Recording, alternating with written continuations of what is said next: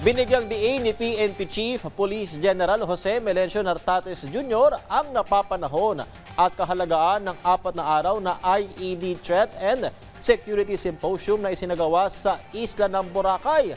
Yan ay dahil sa nagbabagong teknolohiya at estilo ng mga banta sa buong mundo. Narito ang buong ulat ni Ryan Lesiges.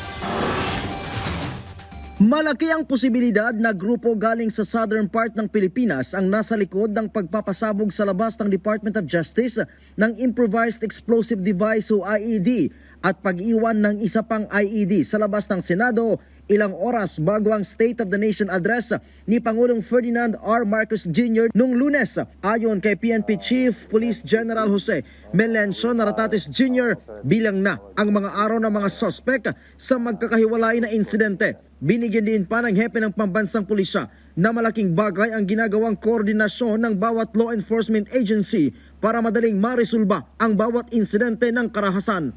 We need to crack down that, and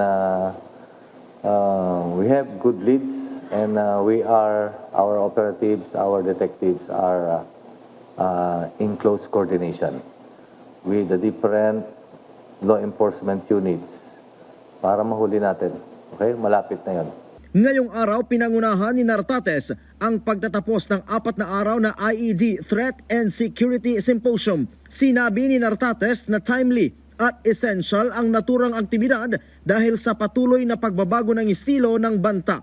Hindi lang sa bansa, kundi sa buong mundo. Ang PRO6 sinabing malaking tulong ang pagsasagawa ng ITSS sa Boracay para sa awareness at dagdag kaalaman ng kanilang mga tauhan.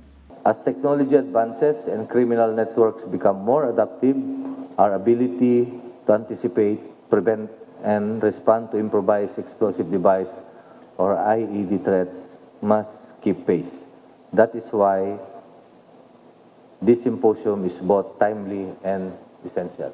Ang nakikita kasi ng Philippine National Police dito, yung proactive approach natin sa mga threat na patuloy na binabantayan ng Philippine National Police.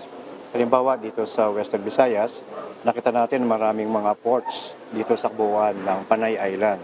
So malaking bagay yung tulong ng mga local government units, yung mga pag-train sa mga canine dogs natin para ma-detect natin yung mga threat na posibleng dumating. Layon ng aktibidad ng PNP na mas mapalakas ang regional ties ng mga law enforcement at security groups sa pamamagitan din ng ITSS. Matuturuan ang mga otoridad na makapag-identify ng IED, tracking at evidence analysis at higit sa lahat ay mapapabilis ang pagresolba sa mga kaso ng IED at mapapakulong ang mga responsable. Ang Southeast Asian International Command at ang Australian Federal Police ang organizer ng aktibidad.